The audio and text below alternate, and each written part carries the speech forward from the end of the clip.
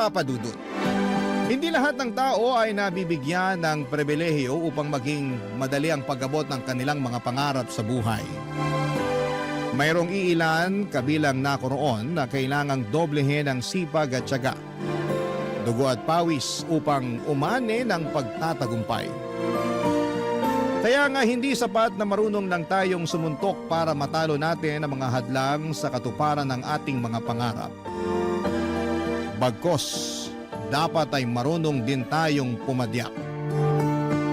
Bago ko po ipagpatuloy ang pagkukwento ay gusto ko munang samantalahin ang pagkakataon na magpasalamat sa programa ninyong Barangay Love Stories.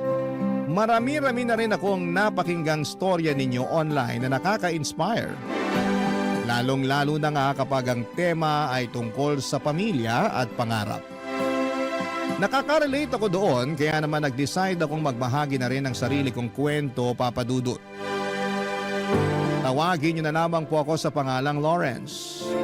28 years old at 3 taon nang nagtatrabaho dito sa The Netherlands bilang software engineer. Hindi madali ang pinagdadaanan ko noon bago ako nakatungtong dito.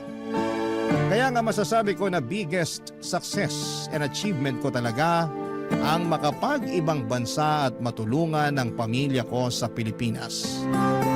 Mahirap lang din kasi kami noong araw. Madalas salat kami sa pagkain kaya naranasan naming magutom. Panganay ako sa 5 magkakapatid at 17 years old pa lamang noon si Nanay Esper nang pinagbuntis niya ako at 18 years old naman siya noong pinanganak ako. Tapos ay naging sunod-sunod ang pagbubuntis at panganganak niya hanggang umabot na kami sa 5. Kaya kahit bata pa ako ay natuto na akong alagaan ng mga kapatid ko at tumayong ama sa kanila, lalo pat walang kakayahan ng aming tatay. Magsisimula ang aking paglalahad noong 18 anyos ako, Papa Dudut. Tubong Antipolo, Rizal ang aming pamilya.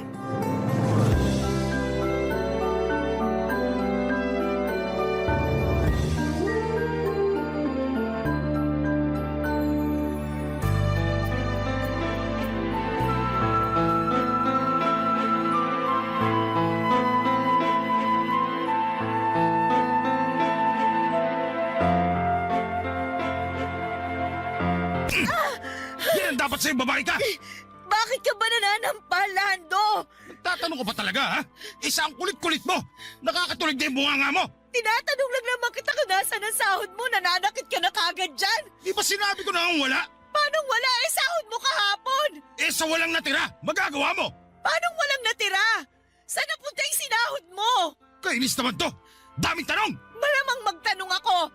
Kita mo yung lagayan natin ng bigas? Wala nang laman, nakatiwangwang na. Ikaw pa naman yung klase ng tao na magagalitan kapag wala tayong nasasaing. Sinong hindi magagalit nakakapagod magtrabaho? Tapos pag uwi ko sa peste bahay na to, walang pagkain na nakahain! Mga sabi ka ng peste, kala mo mayaman tayo? Yung kakapirasong sahod mo, winawaldas mo lang sa kung saan-saan, kaya wala kang maibigay sa pamilya natin. Sigurado ang winaldas ko sa kung saan-saan? Oo, kasi hindi mo nga masabi kung saan napunta eh. Yan ang hirap sa'yo, tamang hinala ka. Hindi ba pwedeng binayad ko lang sa utang ko sa kumpare ko? Kasi naniningil na yung kumag? Binayad daw. Sana nagtira ka pa rin para sa atin. Day off ko naman. Pwede ba patahimikin mo akong babae ka? Bakit ka naninigaw? Nay, tay, nagsisigawan na naman kayo. Nagising ako sa away niyong dalawa eh. Oh, gising na pala tong magaling mong anak. Aba Lawrence, tanghali na oh. Tirik ng araw sa labas. Pero ikaw may panis na laway pa. Tigilan mo nga si Lawrence. Huwag mo siya pagbalingan ng galit mo. At sino gusto mong pagbalingan ko? Ikaw? Sige! Teka, tay, huwag niyo po sasaktan si nanay. Yan kasing nanay mo, masyadong mapapel. Paano ako naging mapapel kung inaawat ang kitang sakta ng anak mo? Nay, huwag na po kayong sumagot para di na magalit si tatay. Oh, makinig ka sa anak mo, Esper. Kanina pa nagagalit yung tatay mo. Akala mo kung sino? Siya na nga tong walang perang maibigay sa akin para sana dito sa bahay. Siya pa tong galit at nananakit. Hindi pa ba sapat yung ingay ng bunganga mo para magalit ako? Hirap sa'yo. Parang hindi mo naririnig sariling boses mo. Kaya hindi ka naiingayan. May karapatan naman po pala si nanay na magbunga nga eh. Wala pala kayong naiabot na sweldo sa kanya kaya siya ganyan. Ano sinabi mo? Narinig niyo naman po yung sinabi ko eh. Tay, Wala na po tayong maisaing. Ubus na yung bigas kahapon pa ng tanghali. Sinubukan namin umutang sa tindahan pero nagalit sa amin yung tindera. Nakiusap lang si nanay kaya pinautang siya. Nangako si nanay na magbabayad siya ngayong araw pagkasahod nyo. Kaya siya nagbubunga nga kasi wala kayo na ibigay na sahod, di wala siyang may pambabayad sa tindahan, lalo magagalit sa amin yung tindera. At bakit ka ganyan magsalita sa akin? Baka nakakalimutan mo tatay mo ako! Hindi ko po nakakalimutan yun. Pero baka kayo po yung nakakalimot na magpakatatay sa pamilyang to. Ah, ganon! Gusto mo rin yata masampal katulad ng nanay mo? Wag na wag mo sasaktan ang anak ko, Lando! At bakit hindi? Bastos siyang anak mo! Tama naman si Lawrence eh! Hindi ka marunong magpakatatay sa pamilya natin, kaya wala kang karapatang mainsulto! Hindi ka pa talaga nadala sa sampal ko? Gusto mo pa yatang dagdagan ko eh! Umalis ka na lang kung mananakit ka! Aalis talaga ako! Umuwi lang naman ako para kumain sana. Pero mukhang wala rin ako mapapala sa pamamahay na to. Kakain ka pa eh, wala na nga kaming makain dito! Eh di sama-sama tayo mamatay sa gutom! Peste buhay naman to oh! Ikaw ang peste sa buhay namin! Ako ba talaga? Ako pa, Esther? Oo, ikaw! Sino pa ba sa tingin mo? Ako? Yung anak mo? Malamang ikaw! Ay, pinagtutulungan niyo talaga ako, no? Ewan ko sa inyo! Papadudot, hindi na bago sa akin ang eksena kung saan ay nag-aaway ang mga magulang ko ng dahil sa pera. Bata pa lamang ako ay gano'n na sila, papadudot. Akala ko ay masasanay na ako pero naririndi pa rin ako sa tuwing nagbabangayan sila. Minsan kampi ako kay tatay kasi nakakabinging manermon si nanay. Pero madalas ay kumakampi ako sa nanay ko dahil totoo naman ang lahat ng mga sinasabi niya tungkol sa tatay namin. Mabisyo kasi ito at magastos. Kaya laging kulang o minsan ay wala pa itong naibibigay na pera para pang gastos namin sa bahay. Nagtatrabaho sa talyer bilang mekaniko ang tatay ko, papadudot. Si nanay naman ay taong bahay.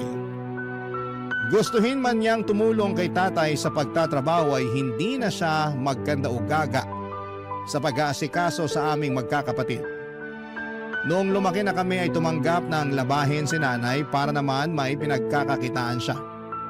Pero hindi yun regular at kung meron lamang nagpapalaba.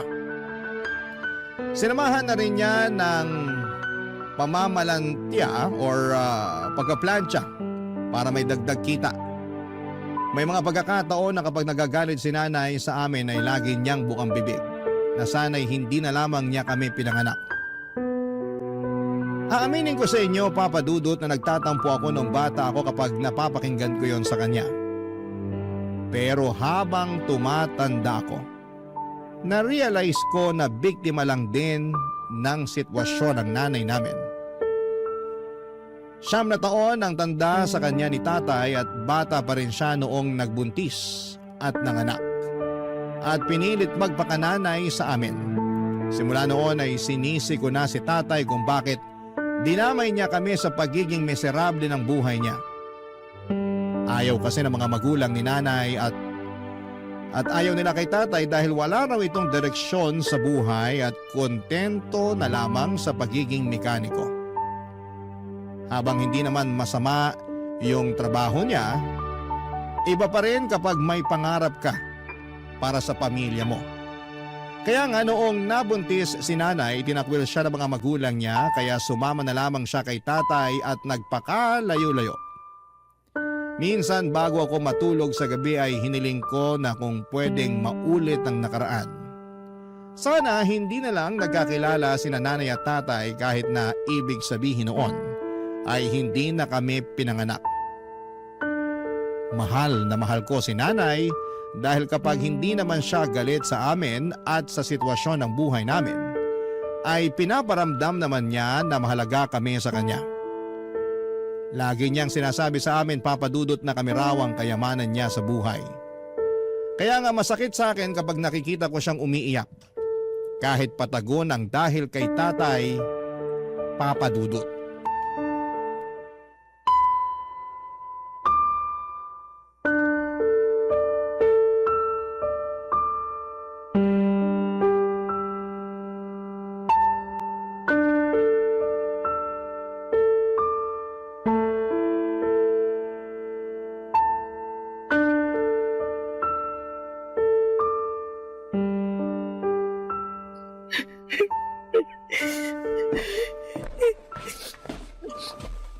Nay, ba't po kayo umiiyak? Ha? Hindi ako umiiyak. Ay, sa akin pa talaga kayo magsisinungaling. Kitang-kita yung pamumulan ng mga mata nyo. Halatang halata na galing kayo sa iyak. Nakalimutan kong binata ka na pala. Hindi na kita malolo ako katulad nung bata ka pa lang. Kaya nga sabihin niyo na po sa akin yung rason kung bakit kayo umiiyak. Baka sakaling makatulong ako. Yung magaling mo kasing ama. Naalaman ko sa mga tsismosa nating kapitbahay na may nilalanding ibang babae. Bagong tindera daw ng barbecue dun sa tapat na lagi niyang binibilhan. Pumupunta pa raw dun sa talyer para ihatid ng personal sa tatay mo yung binili niyang inihaw. Totoo po ba yan, Nay? Hindi ko alam pero kilala ko yung tatay mo eh. May pagkababaero. Hindi naman to yung unang beses na nakarinig ako ng chismis tungkol sa panlalandi niya ng iba. La, ibig sabihin marami na? Oo anak, Ba't ngayon nyo lang po sinabi sa akin to? bata ka pa nun eh. Maliliit pa rin ang mga kapatid mo. Hindi nyo naman maiintindihan ng sitwasyon. Pero matanda na ako, Nay. Kaya ko na mag-isip ngayon. Hindi po tama yung ginagawa sa inyo ni tatay. Buong akala ko pera lang yung laging pinagtatalunan nyo. May iba pa pala. Paano nyo po pala nalaman yung tungkol sa pambababae niya? Gusto kong protektahan yung pamilya natin. Kala ko kasi kapag naging mapagtiis ako, magbabago yung tatay mo. Pero hindi kasi matagal na siyang pariwara sa buhay eh. Kasalanan ko rin naman. Hindi ako nakinig nun sa mga magulang ko. Mahal ko kasi yung tatay niyo eh. Kaya pinili ko siya kaysa sa sarili kong pamilya. Ay, sorry po, Nay ah. Kasi kailangan nyo pong maranasan yung ganitong sitwasyon. Bakit ka ba nagsosorry? Hindi naman ako nagsisisi kasi nagkaroon ako ng mga anak na katulad ninyo. Lalong-lalo ka na. Mabait ka, masunurin. Tsaka maaasahan ko nang magbantay sa mga kapatid mo. Bukod doon, matalino ka rin. Mana sa'yo yung mga kapatid mo. Kung may pinagsisisihan man ako, yun yung natiis kong makisama dyan sa tatay ninyo. Kahit na wala na siyang ginawa kundi saktan yung loob ko. Namimisikal din po siya. Oo nga. Pati nga kayo dinadamay niya eh. Hindi man lang siya naawa sa inyo. Lalo na sa'yo anak. Yun nga rin po yung iniisip ko kasi hindi naman ganun yung mga tatay ng mga kaklase ko. Naiinggit tuloy ako sa kanila kasi ang babait ng mga tatay nila. Alam ko naman na walang perpektong tao at walang perpektong pamilya. Pero lahat ng pinagdadaanan nila, nalalagpasan kasi nadadaan nila sa maayos na usapan. Hindi katulad ni tatay. Walang alam kundi magalit at manigaw. Mahilig din siya manisi. Akala mo wala siyang kasalanan sa nangyayaring kamalasan at kahirapan sa buhay natin. Ganun po ba talaga ugali niya? Nung nagkakilala kami ni Lando, pansin ko na medyo mainitin ang ulo niya. Mainipin din siya. Pero akala ko mawawala rin yun at magbabago siya pagtagal. Kaso parang lumala eh. Ay, pasensya na kayo ng mga kapatid mo anak ha. Kasi nagkaroon kayo ng tatay na hindi marunong magpakatatay sa pamilya natin. Kung pwede ko lang sana piliin kung sino magiging tatay ninyo. Hindi ko nagugustuhin makisama sa tatay ninyo eh. Maghahanap talaga ako nung responsable, mabait at marunong magdala ng pamilya. Sa tingin ko na hindi naman na po namin kailangan ng bagong tatay. Kasi kontento na kami ng mga kapatid ko sa inyo, Nay. Pero mahirap lang tayo eh. Tsaka wala rin masyadong alam ang nanay ninyo. Lagi nga ako naloloko pag sinusuklian sa palengke kasi madali ako mataranta kapag maraming tao. Nakakahiya. Tumanda na lang akong ganito. Pero para po sa amin, kayo ang pinaka the best na nanay. Di nyo naman po kailangan maging perpekto para matawag na the best eh. Nay, pangako ko po sa inyo mag-aaral po ako ng mabuti. Para pagdating ng panahon magkaroon ako ng magandang trabaho.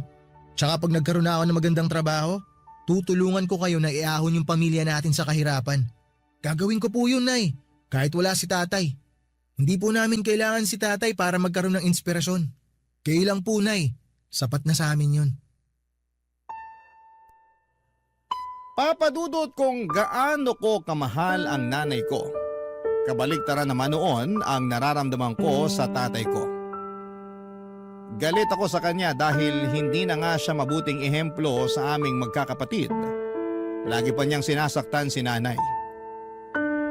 At mas nadagdagan lang ang galit ko sa kanya nang malaman ko nga ang tungkol sa pambababae niya. Ang kapal ng mukhang humanap ng iba samantalang pamilyadong tao na. Grabe ang inis ko noon sa kanya na para bang gusto ko siyang suntukin sa pagmumukha niya kapag umuwi siya sa bahay. Pero ang totoo ay takot talaga ako sa tatay ko. Kahit na gustong gusto ko siyang sagot-sagutin. Iniiwasan ko dahil ayoko na ulit maulit yung mga pambubugbog niya sa akin na damay pati mga nakababata kong kapatid. Patpatin kasi ako at mahina kumpara sa tatay kong malakas. Wala talaga akong binatbat sa kanya. Sa katunayan, noong huling beses na ginulpi niya ako ay kamuntikan na akong maospital. Nasagot ko kasi siya ng pamalang dahil inaaway na naman niya si nanay. Buti na lamang at naawat siya ng nanay ko dahil kung hindi baka tuluyan na akong nabaldado noon, Papa Dudut. Barangay Love Stories. Barangay Love Stories. Papa Dudut, dahil po sa pambababae ni tatay, dumalang na lamang ang pag-uwi niya sa bahay namin. Kahit na masakit kay nanay, tinanggap na lamang niya ang kalokohan ng tatay namin. Natutuhan niyang tumahan sa pag-iyak at bumangon mula sa pagkakalugmok dahil meron siyang mga anak na kailangang buhayin. At ako naman, Papa Dudut, bilang panganay, ang kasakasama ni nanay sa paghahanap ng trabaho na pwede niyang pagkakitaan para may pambili kami ng pagkain. Nandun yung namasukan siya bilang tagahugas ng pinggan sa kantin, tendera ng balot, tauhan sa laundry shop at kung ano-ano pa. Pero may ugali si nanay na ayaw nangangamuhan kaya hindi rin siya nagtatagal sa mga pinagtatrabahuhan niya. Mabilis na nagdaan ang 1 taon na ganon ang aming sistema. Ako naman ay nagtatrabaho na rin noon habang nag-aaral. Nasa college na ako noon at kumukuha ng kursong BS in Information Technology. Buti na lamang at scholar ako dahil magastos ang kurso ko. Pero pangarap ko talagang makapagtapos at mabigyan ng karangalan ng pamilya namin. Kaya nga kasabay noon ang pag-working student ko. Bale, sumasideline ako bilang tagaluto ng sisig at dinakdakan sa isang fast food stall tuwing gabi. Kakilala ni nanay yung may-ari at gusto raw makatulong sa pamilya namin. Kaya pinayagan akong rumakit sa tindahan nila. Thankful ako dahil kahit papaano ay katulong na ako ng nanay ko sa pagtatrabaho. Isang araw, pauwi na ako noong galing sa eskwelahan nang sinurpresa ako ng nanay ko. Sakay ng isang padyak o pedicab. At hindi lang siya basta pasahero doon, kundi siya mismo ang nagmamaneho.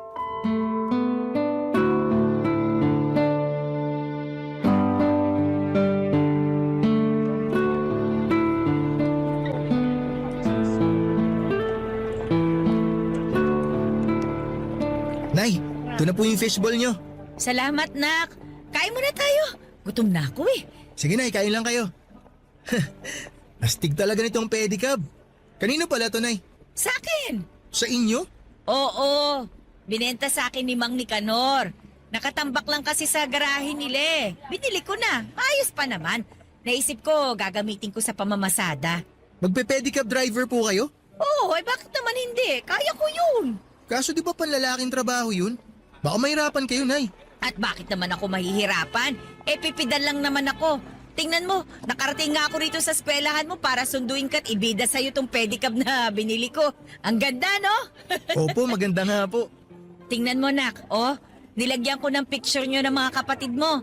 Para kapag napapagod ako eh. Titingnan ko lang yan. Gagaan na ulit ang pakiramdam ko. Nak, si nanay ng bola pa. Pero Nay, seryoso. Sigurado kayo ha, kaya nyo talaga mag-pedicab? Aba, oo naman. Palagay mo sa nanay mo, uugod-ugod na. Hoy, 37 anyos pa lang ako, ano? Alam ko naman po yun, pero nag-aalala pa rin ako sa inyo eh. Parang mas magaan pa yung dating yung trabaho sa laundry shop kesa sa pagpasada. At least dun, Nay, hindi kayo naiinitan. Hindi nga pero lagi namang mainit ang ulo ng bisor namin. Kala mo talaga kung sinong tagapagmana ng laundry shop na yon. Ang sama na ugali. Tapos wala pang galang sa akin mas matanda ako sa kanya. Ah, talaga po? Kaya ba umalis kayo dun? Oo, kasi hindi ko na talaga matagalan ng ugali. Ayoko naman patulan, baka masakal ko. Si Nanay talaga. Biro lang. Hindi ako nananakal, no? Hindi ko nga nasakal ang tatay mo kahit gustong gusto ko na eh. Pero matagal-tagal ko na rin kasing pinag-iisipan na umalis doon. Sakto, nakapag-ipon naman ako ng kaunting pera at yun nga yung pinambili ko nitong pedicab. Ibang klase po talaga kayo. Hanga ako sa inyo kasi ang sipag-sipag nyo, Nay. Hindi pwedeng tumigil sa pagtatrabaho dahil ako na ngayon ang nanay at tatay sa bahay natin. Pero buti na lang din at nandiyan ka anak. Tinutulungan mo ko kaya gumagaan yung buhay natin. Late nga lang po na itutulong ko sa inyo kasi nag-aaral pa ako. Pero kung hihinto po ako sa pag-aaral, makakahanap po ako ng full-time na trabaho. Ano ka ba? Yung ibang ang kaedad mo hindi pinagtatrabaho ng mga magulang nila eh. Pero ikaw, nagbabanat ka na ng buto habang nag-aaral. Ayoko nga sana na pagtrabahuhin ka. Pero gusto mo naman. Kaya pinagbigyan na kita. At malaking tulong talaga yon para sa pamilya natin, anak. Walang kaso kahit magkano pa yung kinikita mo. Hindi naman ako naghahangad ng malaki tsaka may trabaho naman ako eh. Gusto ko, unahin mo pa rin ang pag-aaral mo para makapagtapos ka. Alam mo naman na pangarap ko yan sa inyong magkakapatid, di ba? Opo, Nay. Kaya nga po nagsisikap ako para mabigyan kayo ng karangalan. Naniniwala ako sa kakayahan mo kasi matalino ka eh. Pero wag mo rin naman masyadong pilitin ang sarili mo ha. Balita ko kasi mas mahirap daw sa kolehiyo eh. Hindi naman ako nakatungtong dyan kaya hindi ko masabi. Pero base lang naman sa kwento ng mga kakilala kong may mga anak na nasa kolehiyo katulad mo. Kaya nga ang payo ko lang, ayos na sa akin kung ano yung makayanan mo. Basta tapusin mo yung pag-aaral mo. Kasi alam mo anak, wala naman akong kayamanan na pwedeng ipamana sa inyo bukod sa edukasyon. Tatandaan ko po lahat ng mga payo niyo sa akin. Dapat lang. Kasi para sa'yo rin yun. Oh, teka, ubus mo na ba yung fishball mo? Opo, kauubos ko lang. Tara na, sakay na. Dadaan pa tayo sa palengke para bumili ng bigas at ulam. Meron akong kaunting kinita mula sa pamamasada kanina Makakabili tayo ng fried chicken. Sige po. Gusto niyo, Nay? Ako na po magmamaneho? Kayang-kaya ko to. Ako na, kaya ko na ito. Umupo ka na lang dyan at mag-relax ka. Nay, salamat po talaga kasi nandyan kayo para sa aming magkakapatid. Ano ka ba? Hindi naman ako mawawala, katulad ng tatay mo.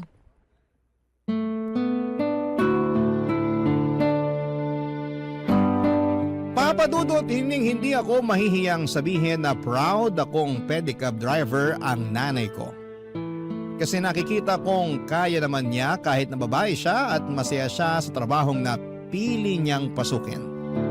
Kahit na mahirap, kahit na nakakapagod. Walang hindi kayang gawin si nanay dahil inspirasyon niya kaming magkakapatid. Kitang-kita ko ang alab ng determinasyon sa mga mata niya. Sa tuwing walang pag-aalinlangan niyang binabagtas ang daan para lamang maihatid ang mga pasahero niya, umaraw man o umulan. Kaya sino ako para magreklamo at sumuko sa buhay? Nangako ako sa sarili ko na bibigyan ko ng karangalan ang nanay ko. Sisiguraduhin kong makikilala siya ng karamihan dahil mabuti siyang magulang. At kapag binabanggit ko si nanay, kung gaano ako ka-proud sa kanya ay naluluha siya. Pero masaya naman daw siya. Doon ko nga napagtanto na kahit na hindi patas ang mundo sa lahat ng tao, ay meron pa ring pag-asa na hindi habang panahon ay nasa kahirapan kami. At nalulugmok ang aming buhay. Kumbaga, Papa Dudut, ay bilog ang mundo. Hindi tayo palaging nasa ilalim. Darating din ang araw na aasenso tayo at makakaahon papunta sa tuktok. Ganon ang naging buhay namin sa loob ng 2 taon, Papa Dudut.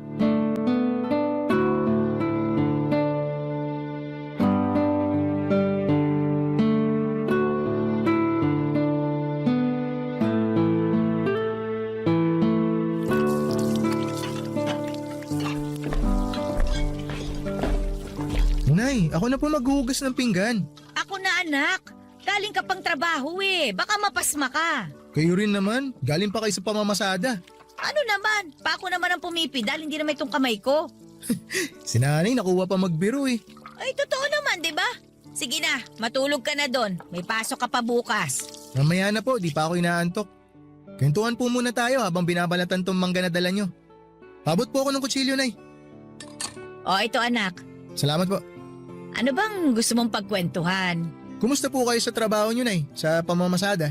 Ay, nako eh, di masaya. Marami na nga akong suki eh. Mas gusto nila sumakay sa pedicab ko, lalo na yung matatanda, kasi maingat daw ako magpatakbo. Hindi katulad yung ibang driver na harabas. Kala mo kung sinong hari ng kalsada. Ay ayaw, natutuwa na rin naman ako. Masaya po ako para sa inyo, Nay, na natutuwa kayo sa trabaho nyo.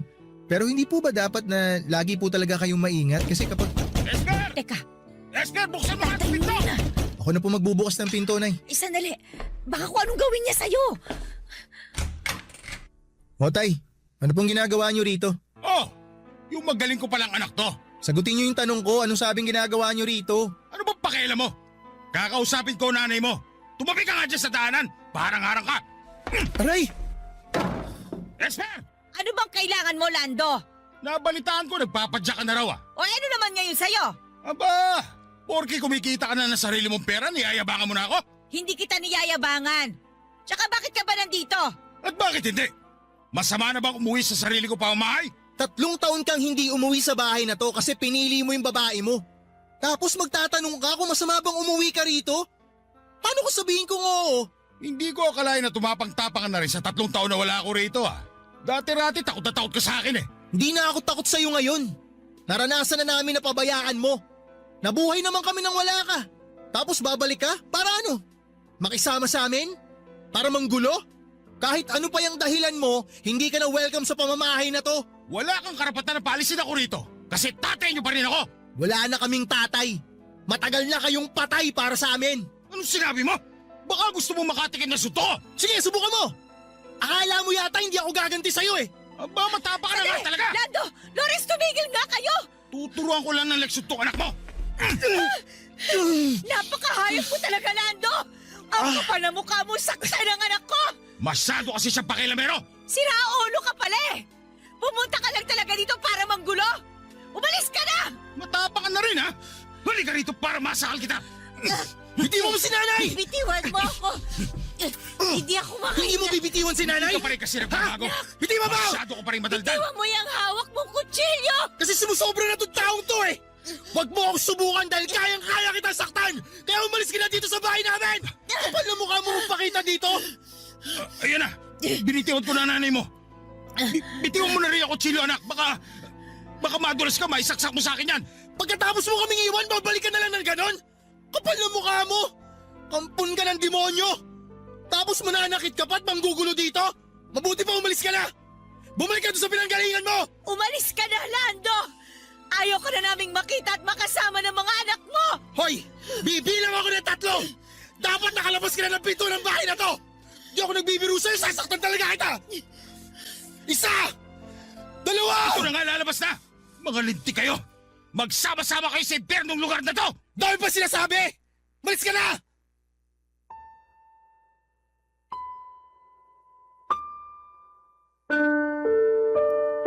Papadudot wala naman talaga akong planong saktan si tatay. Gusto ko lamang siyang takutin dahil sumusobra na siya. Hindi namin akalain na uuwi siya ng gabing yon at gulat na gulat kami nila nanay na parabang nakakita kami ng bangkay na muling nabuhay.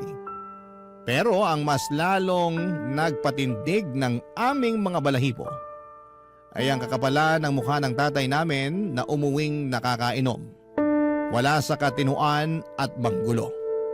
Simula kasi nang umalis siya sa amin, 3 taon nang nakakalipas ay wala na kaming naging balita pa sa kanya. Kung may naririnig mang kaming sabi-sabi tungkol sa kinakaroonan niya, ay wala na rin kaming masyadong pakialam. Total ay ginusto niyang umalis at iwanan kami kaya dapat ay panindigan niya ang desisyon niyang yon.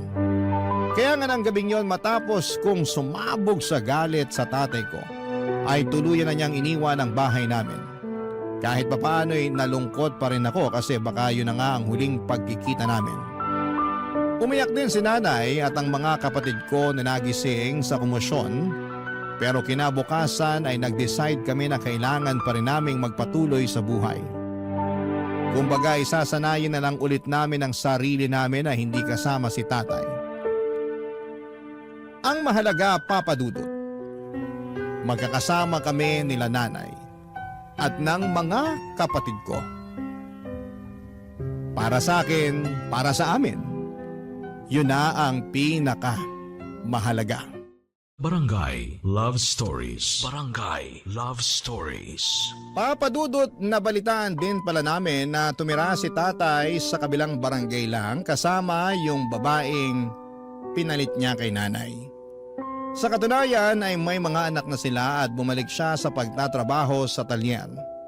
Umalis kasi siya noong unang taon na umalis na papadudot na hindi na siya masaya at epektibo sa kanyang trabaho. Yun pala ay nandun siya sa babae niya sa Bulacan. Pero wala na kaming pakialam sa kanya at sa buhay na pinili niya nang hindi kami kasama. Galit pa rin ako sa tatay ko at kung minsan ay naiisip ko na kapag nakasalubong ko siya sa daanan ay baka masuntok ko siya ng kaliwat kanan sa mukha nito. Pero mabuti na lamang at hindi naman nangyari yon kasi baka masabihan akong walang respetong anak sa magulang ko. Wala ding respeto sa amin. Tulad ng dati, pinagpatuloy namin ang pamumuhay. Kapag hindi ako naka-duty sa food stall at kapag wala kaming klase sa araw, ako ang nagpapadyak para naman makapagpahinga si nanay. Sa sobrang sipag niya kasi madalas na siyang dapuan ng sakit tulad ng ubo at sipon at ang malala doon ay lagnat. Paano ba naman ay sinusuong niya ang araw at ulan, makapamasada lamang. Nangihinayang kasi siya sa kikitain niya kaya hindi niya priority ang pagpapahinga. Bukod doon ay marami pa rin kasi kaming utang na binabayaran. Halimbawa noon ay yung sa tindahan, Papa Dudut.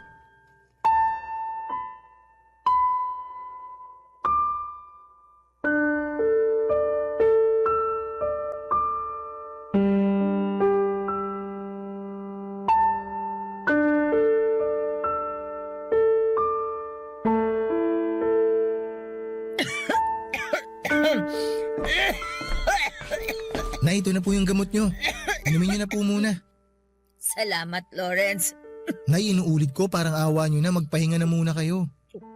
Buong araw nang masama yung pakiramdam nyo tapos gusto nyo pa talagang lumabas kanina para mamasada. Huwag ka na masyadong mag-alala sa akin, anak.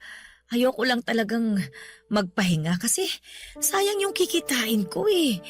Kung nakapamasada lang sana ako ngayon, may pandagdag tayo sa pambili ng cake ng kapatid mo sa birthday niya sa Martes. Ibang klase talaga kayo, Nay.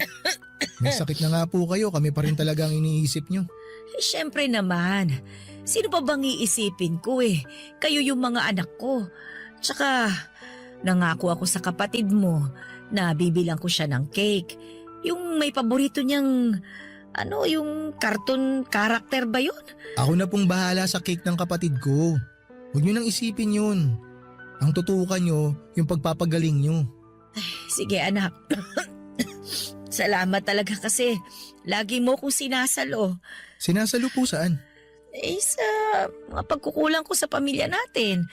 Sa mga panahon na hindi ko kaya kasi nagkakasakit ako. Pakiramdam ko, wala akong kwentang ina kapag hindi ko nagagawa yung lahat para sa inyo. Ano pong walang kwenta, Nay? Kahit nga po may sakit kayo, ang sipag-sipag nyo pa rin eh. Ayaw nyo yung nakahiga lang. Bumabangon kayo para maghugas ng pinggan imbis na natutulog. Kaya hindi kayo gumagaling kaagad kasi makulit din kayo eh. Masakit kasi sa likod kapag laging nakahiga eh. Tsaka, kaya ko namang maghugas ng pinggan. Yun na nga po, Nay eh. Kasi iniisip nyo na kaya nyo. Kaya nyo inaabuso yung katawan nyo. Oh, bakit ka naman umiiyak, anak? Nalulungkot lang po kasi ako dahil may sakit kayo. Siguro kung hindi po kayo nagpe-pedicab, di kayo magkakasakit ng ganyan eh. Natural lang yon kasi napapagod yung katawan ko. Pero konting pahinga lang naman. Gagaling din naman ako. Pero lagi na lang po kayo may sakit, Nay. Siguro oras na para tumigil po kayo sa pagpepedicab nyo. Ano ka mo? Ayoko nga anak. Para rin naman po sa inyo yun. Pag tumigil ako sa pagpepedicab, sino na lang magtatrabaho para sa pamilya natin? Sige nga. Ako po. Anong silbi ko sa pamilya natin kung hindi po ako magtatrabaho para tulungan kayo, di ba? Para sa kaalaman mo anak, may silbi ka sa pamilya natin. Gusto ko lang po talagang makatulong, Nanay. Alam ko naman yun. Alam ko yun. Pero kasi nag-aaral ka eh. At wag mong sasabihin sa akin na titigil ka na lang para makapagtrabaho. Wala naman na pong kaso sa akin yun, Nay, kung titigil ako. Para naman po sa pamilya natin yung gagawin ko eh. Kasi, Nay, pag tumigil po ako sa pag-aaral, mas mapagtutuunan ko ng pansin yung pagtatrabaho. Marami kasi ako mga kaklase, Nay, na sinubukan mag-part-time job pero nahirapan sila. Kaya nangyari, tumigil na lang sila sa pag-aaral. Sabi rin ng mga kaibigan ko, Nay, magtatrabaho rin naman ako pagka-graduate ko eh, kaya ba't ko pa patatagalin? Nagsasayang lang daw ako ng panahon sa pag-aaral. Ayoko. Hindi ako papayag. Tsaka, luko-luko yung nagsabi sa'yo na nagsasayang ka lang ng panahon sa pag-aaral. Hindi pagsasayang yon. Dahil pag nakapagtapos ka, mas malayo ang mararating mo. Nay naman. Basta ayoko. Yung pagtatrabaho habang buhay yan. Yung pag-aaral ilang taon lang naman. Nay, payagan niyo na po ako. May lagnat lang naman ako pero gagaling din naman ako. Hindi naman tumalubang sakit para tumigil ako sa pagtatrabaho. Tsaka, konting panahon na lang makakapagtapos ka na sa pag-aaral mo. Ngayon mo pa talaga naisipang huminto? Luko-luko ka pala talagang bata ka eh. Nag-aalala lang naman po ako sa inyo, Nay. Ay, pasensya na po kayo, Nay. Naiinip lang po kasi ako eh. Gusto ko na makatulong sa pamilya natin. Gusto ko na po makatulong sa inyo na mag-provide para hindi naman po kayo nahihirapan na magtrabaho. Naawa na po kasi ako sa inyo eh. Ayaw ko po na may mangyaring masama sa inyo, Nay. Lalo na pumapasada kayo. Nakakatulong ka sa pamilya natin. Ako ang nanay sa ating dalawa. Ako dapat ang magtrabaho ng husto para sa atin. Hindi ikaw, dahil nag-aaral ka pa nga eh. Basta anak, sikapin mo na makapagtapos ka. Ilang taon na lang naman yan. Pasasaan din ba at magbubunga rin yung paghihirap natin kapag nakapagtapos ka na? Sige po, Nay. Pero dapat magpagaling na po kayo ha. Ipangako niyo po sa akin yun. Oo, magpapagaling ako para hindi ka na rin masyado mag-alala dyan. Pangako yan anak. Papadudot nag-usap pa kami ni nanay ng ilang minuto bago siya inantok dahil na rin sa gamot na ininom niya. Nang makatulog na siya ay hinalikan ko ang kanyang noo at umusal ng panalangin sa Diyos na sana'y pagalingin na niya ang nanay ko. Tapos ay saglit kong tinitigan si nanay habang inaalala yung mga pinag-usapan namin. Hindi pa rin siya nagbabago. Kahit na may sakit na siya ay punong-puno pa rin ng pag-asa ang mga mata niya na balang araw ay mapagtatapos niya kaming magkakapatid sa pagpapadyak niya. Kaya nga kahit mahirap, kahit na minsan ay nawawala na ako ng dahilan para tapusin ang pag-aaral ko, ay binabalikan ko lahat ng pinagdaanan namin upang makahanap ng rason kung bakit kailangan kong makapagtapos. Kapag binabalikan ko kung paano kami nagsimula ay nabibigyan ako ng pag-asa upang lalong magsumikap sa aking pag-aaral. Laging sinasabi sa akin ng nanay ko na habang may buhay, may pag-asa. Hindi man yon nakikita ng ating mga mata pero nararamdaman naman yon ng ating puso, lalo na sa tuwing nagdarasal tayo sa Diyos. May pag-asa sa bawat sulok ng maliit naming tahanan. May pag-asa sa mga hikbi ng magulang na nakikiusap sa Panginoon na iligtas ang mga anak nila sa kapahamakan at bingit ng kamatayan.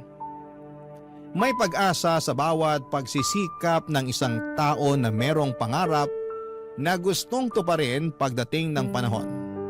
At may pag-asa sa bawat pagpadyak ng aking nanay. At totoo nga dahil pagkalipas ng 2 taon, makakapagtapos na ako ng pag-aaral.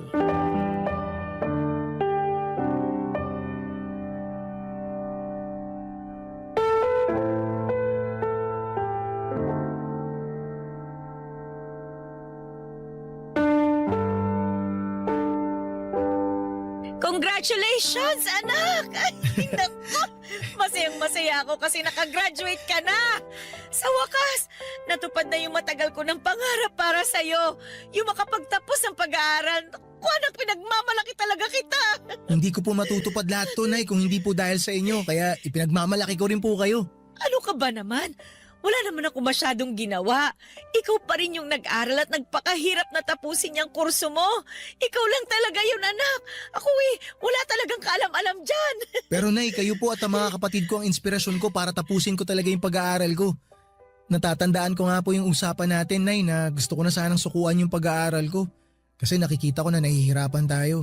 Tsaka gustong-gusto ko na pong tumulong sa pamilya natin nun. Buti na lang, kinausap niyo po ako.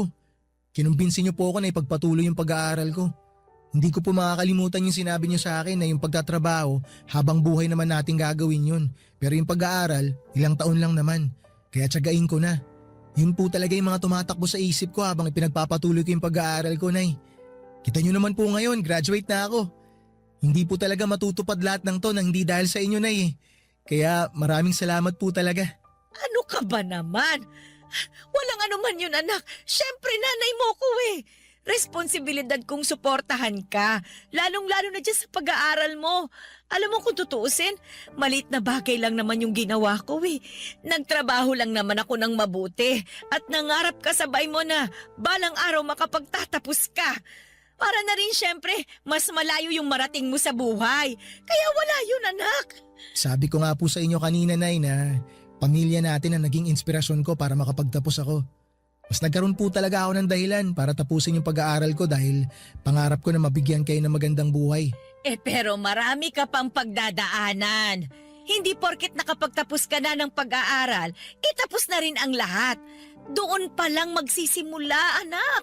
Sana wag kang magmadali na matupad yung mga bagay na gusto mo para sa pamilya natin. Kasi karamihan sa mga anak ng mga kakilala ko hindi naman masaya sa ginagawa nila. Kumbaga, napipilitan lang sila. Kaya nga, dahan-dahanin mo lang, anak.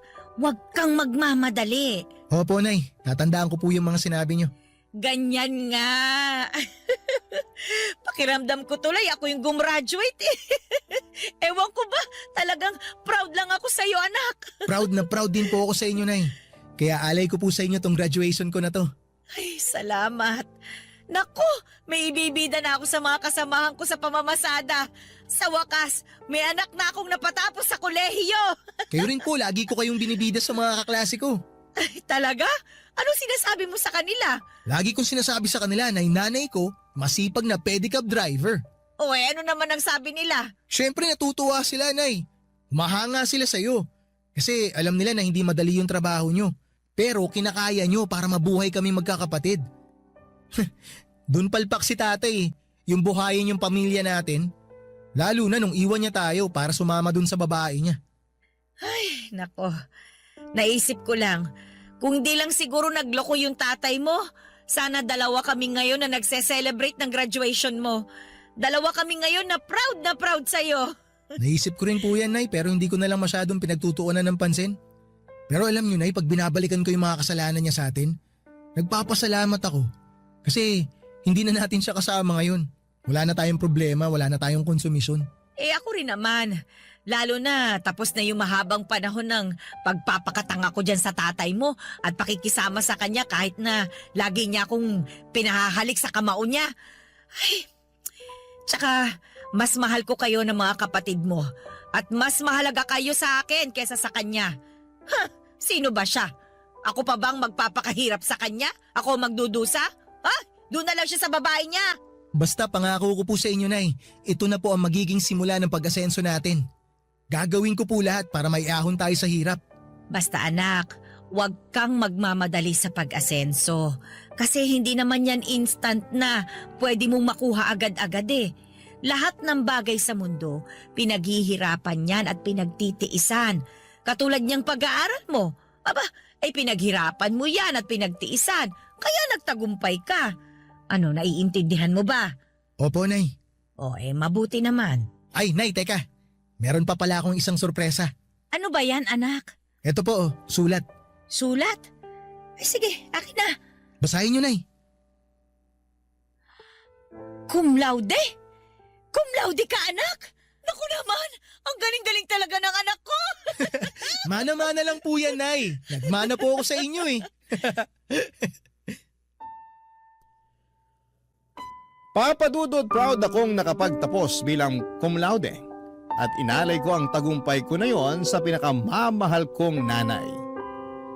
Ipinangako ko sa kanya ng araw na tinanggap ko ang aking diploma at medalya na yun na ang simula ng pagbabago ng aming buhay. Bagaman hindi pa rin naman naging madali ang pinagdaanan ko sa paghahanap ng trabaho, hindi ako sumuko dahil pinalaki ako ng nanay ko na palaban at hindi nawawala ng pag-asa. Kaya naman hindi nagtagal ay nakapasok naman ako sa isang private company sa Quezon City. Tumagal din ako ng 1 taon doon bago ako nabigyan ng opportunity na makapagtrabaho abroad, bagay na hindi ko na nga pinalagpas pa. Sa kasalukuyan, kahit na malayo ako sa pamilya ko hanggang ngayon ay pinoprotektahan pa rin ako ng mga panalangin ng nanay ko. Pakiramdam ko ay ligtas ako araw-araw, lagi pa rin naman akong tumatawag sa kanila dito sa Pilipinas. Nakapagpundar na kami ng sarili at maayos naming bahay. Nakapagtapos na rin sa pag-aaral ang iba kong mga kapatid. Hindi na nagpapadiyak si nanay dahil meron na siyang pinagkakabalahang food stall.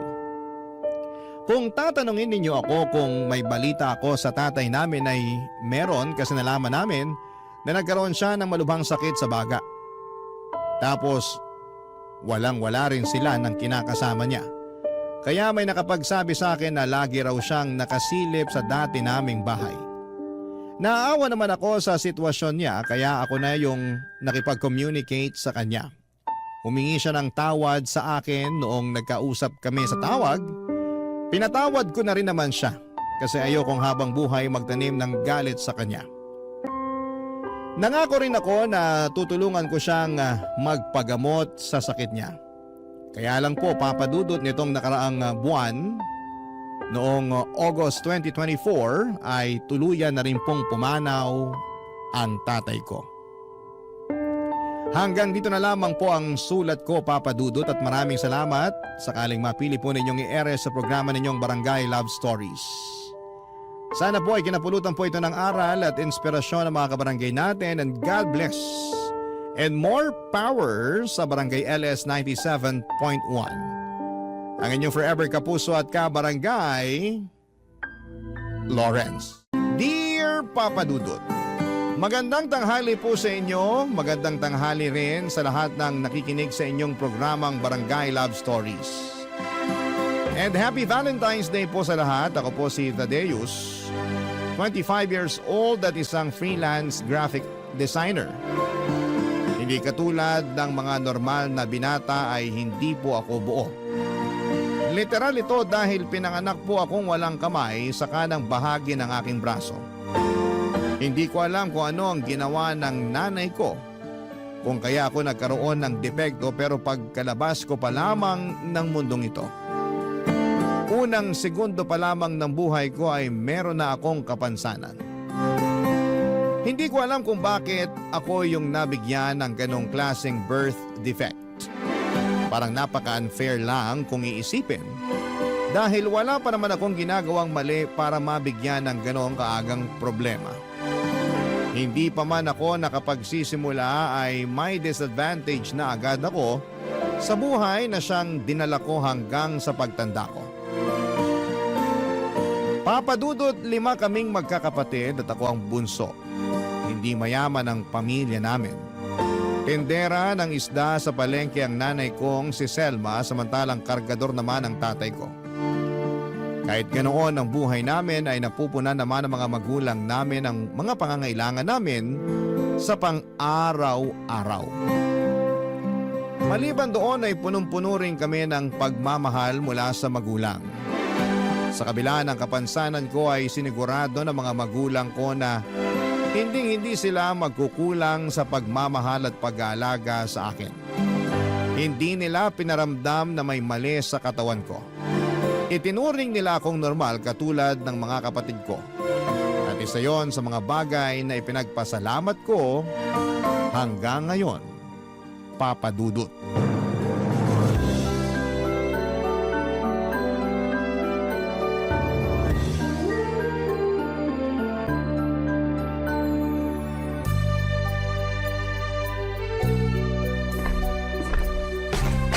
Anak, Tadeus, nasan ka? Nandito po ako sa sala, Nay. Nag-toothbrush ka na ba? Opo, tapos na po. Kanina pa po. O, kunin mo na tong baon mo para makaalis na kayo. Kanina ka pa hinihintay ng mga kapatid mo sa labas. Aalis na yung sundo nyo. Sandali lang po, nagsasapatos pa lang po ako eh. Dalian mo, late ka na sa school nyo. O, eto yung baon mo. Salamat po. Ano pong laman yan? Siyempre, yung paborito mong binabaon na mamon. Bagong luto pa yan galing sa bakery sa kabilang kanto. Talaga po? Sarap naman. Oo, dinagdagan ko rin yan ng crinkles tsaka juice. Salamat po, Nay. The best talaga kayo. Walang anuman. Amin na, tulungan na nga kita dyan. Hindi na po, ako na po. Kaya ko po to. Kaya mo ba talagang itali yung sapatos mo? Oo naman po. Akala niyo po ba porkit wala akong isang kamay, hindi na po ako marunong magtaali ng sintas ng sapatos? Hindi naman. Iniisip ko lang kung marunong ka na bang magtali kasi first time mo lang namang gumamit ng sapatos na may sintas eh. Dati kasi yung sapatos na velcro yung binibili namin ng tatay mo para sa'yo. Wag po kayo mag-alala kasi tinuruan na po ko ni tatay kung paano magsintas. Nasa diskarte lang po yan, tingnan nyo. O sige na nga, panood nga kung paano ka magtali ng sintas. Watch and learn, Nay.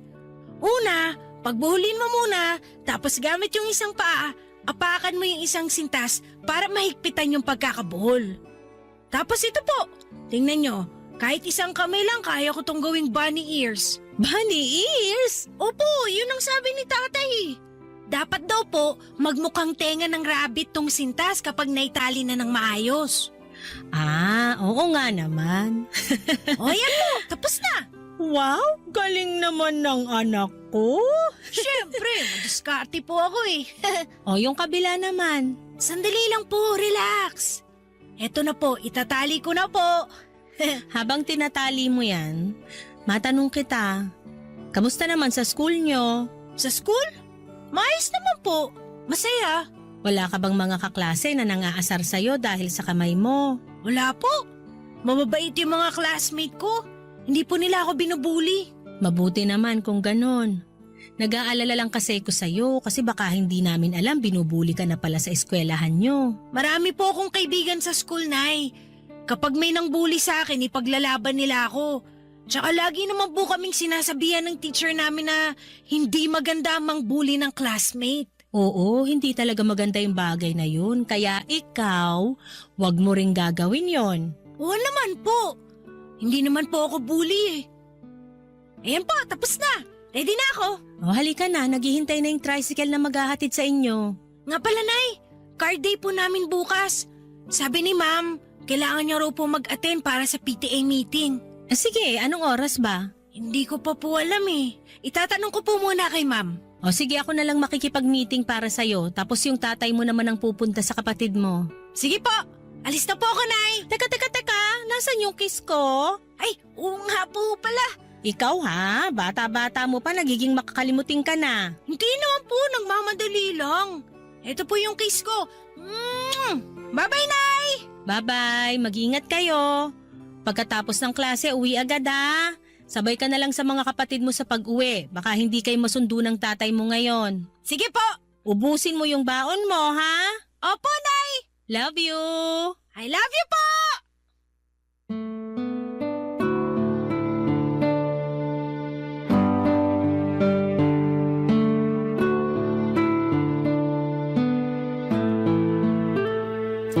Naging marespeto ang mga kapatid ko pagdating sa kapansanan ko. Kahit na nag-aaway kami ay hindi nila ginagamit ang kawalang ko ng kamay para insultuhin ako. Tinuruan kasi sila nila nanay at tatay na igalang ang isang tao anuman ang pagkukulang nila sa katawan. Sa loob ng bahay namin, ramdam na ramdam ko ang pagmamahal at respeto namin sa bawat isa. Kailanman ay hindi nila ako itinuring na kakaiba. Mula sa lolo't lola, mga tito at tita, pati mga pinsan ko ay hindi iba ang naging turing nila sa akin. Walang favoritism sa bahay namin. Pinapagalitan nila ako kung nagkakamali ako at kinakampihan naman nila ako kapag ako ang nasa tama. Kaya naman walang inggitan sa aming magkakapatid. Ito ang dahilan kung bakit sa mga unang taon ng buhay ko ay hindi naman naging problema sa akin ang birth defect ko. Pero ibang usapan na po noong nagbinata na ako. Ibang kwento na noong pumasok ako sa high school. Ito kasi ang parte ng buhay ko kung saan ay maituturing kong pinakamalalang ala-ala ko hanggang sa ngayon. Noong panahon kasing yon ay sobrang lala ng naranasan kong pambubuli mula sa ibang tao. Araw-araw ako ang naging tampulan ng tukso. Hindi lang ng mga kaklase ko kundi pati na rin ng mga teachers ko. Ako ang laging ginagawang punchlines ng ibang teachers namin para lang gawing good mood ang buong klase. Kaya tuloy malakas din ang loob ng mga kaklase ko. Naasa rin ako dahil sa ginagawa ng mga matatanda sa akin. Dahil doon ang self-confidence ko na nabuo noong bata ako. Dahil sa suporta ng pamilya ko ay nawala na. Dahil sa hindi matapos-tapos na pambubuli sa akin noon, Papa Dudut.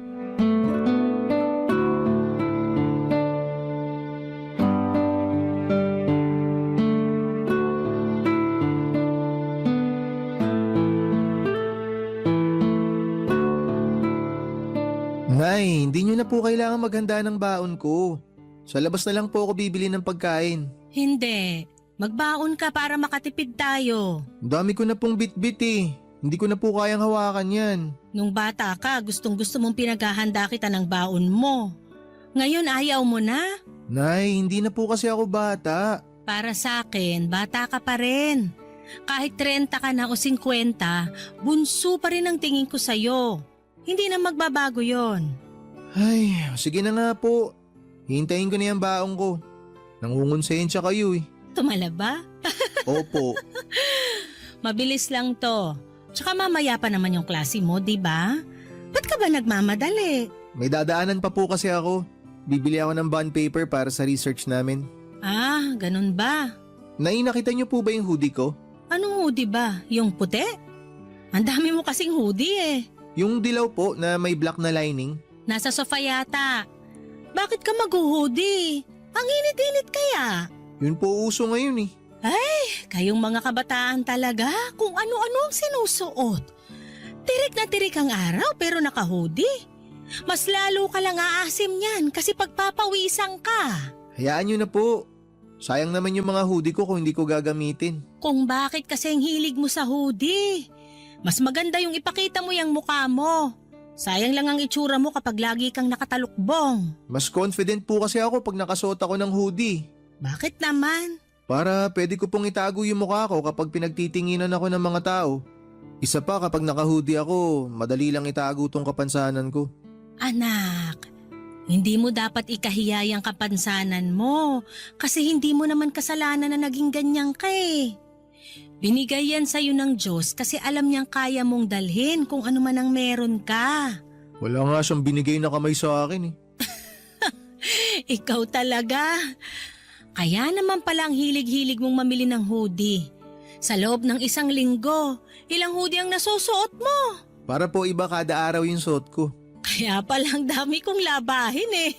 Hayaan niyo na po, simula ngayon ako na po maglalaban ng mga damit ko. Wag na, trabaho ko yan bilang nanay. Tsaka exercise ko na yung paglalaba. Tingnan mo, ang laki na ng muscles ko oh. Pasensya na po kayo, Nay, kung puro malalaki po yung mga damit ko. Wala yun. Hindi naman sa pinagbabawalan kitang mag-hoodie. Isuot mo kung anumang damit ang gusto mong isuot. Pero ang akin lang naman, hindi mo kailangang magtago sa likod ng mga damit mo. Ang gwapo mong bata! Huwag mong hayaang hilahin ka pababa ng kapansanan mo. Ang hirap lang po kasing makipagsabayan sa mga taong kompleto yung parte ng katawan nila eh. Minsan, hindi ko talaga maiwasang makaramdam ng insecurity. Naiinggit kasi ako sa kanila. Mayroon silang 2 kamay samantalang ako, pinagkaitan ng isa. Kahit naman iisa lang kamay mo, nagagawa mo pa rin naman kung ano yung mga nagagawa ng normal na tao eh. Wala ka namang pinagkaiba sa kanila. Mas marunong ka nga sa iba eh. Tama naman po kayo, Nay, pero syempre, hindi pa rin maiwasan ng iba na hanapin kung ano yung wala sa akin. Nakakapagod na rin mag-explain sa mga tao kung bakit wala akong kamay. Kung pwede lang sanang i-record na lang yung kwento ko para kapag may nagtanong, isisend ko na lang sa kanila yung explanation. Mausisa lang talaga ang mga tao, nak. Wala namang masama kung magtanong sila eh. Ang mahalaga, magalang sila sa pagtatanong. Yung iba po, oo, pero karamihan medyo masakit sila magsalita.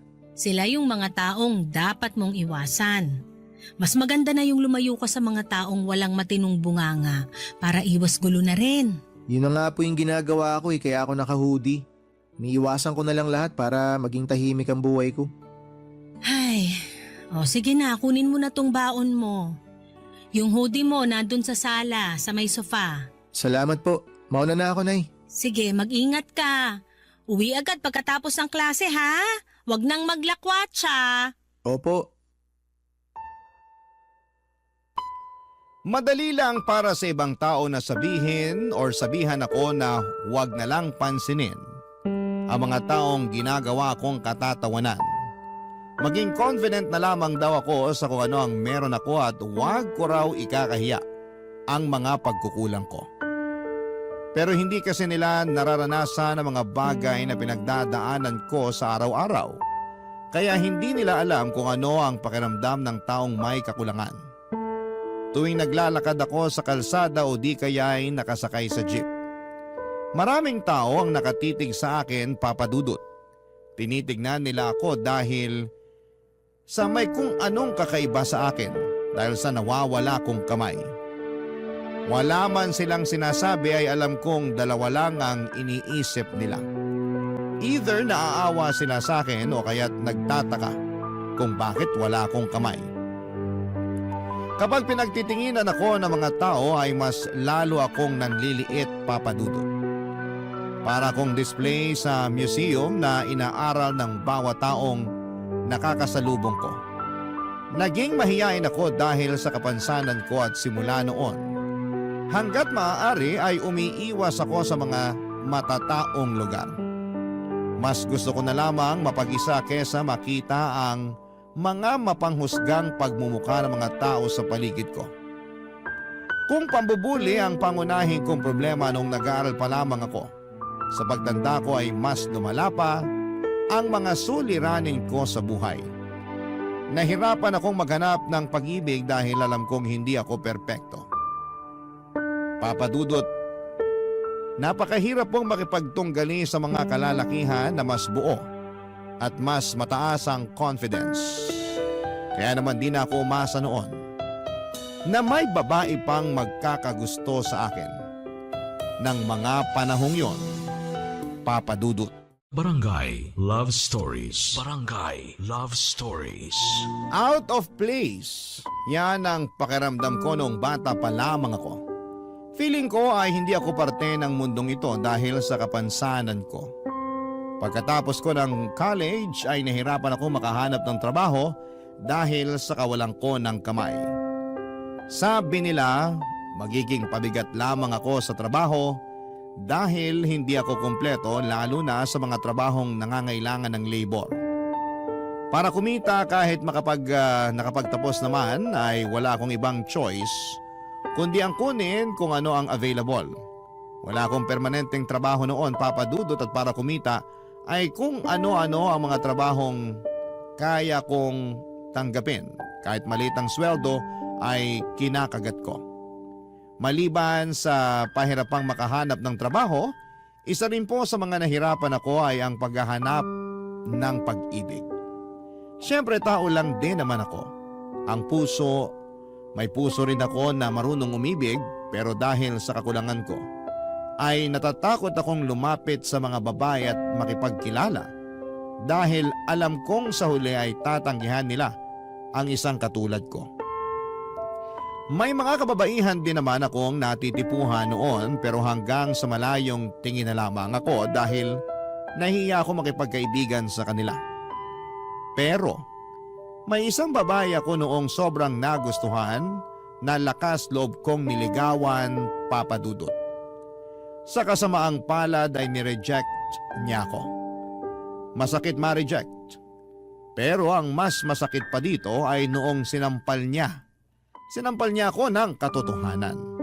Na wala na raw babaeng magkakagusto sa akin dahil kulang-kulang daw ako.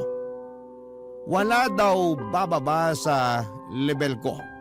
Lalo na kung wala naman daw akong ibang may offer sa kanila. Ang mga salitang yon ay parang kutsilyong umukit sa aking kaisipan. Kaya naman simula noon ay hindi ko na sinubukang manligaw pa, Papa Dudut.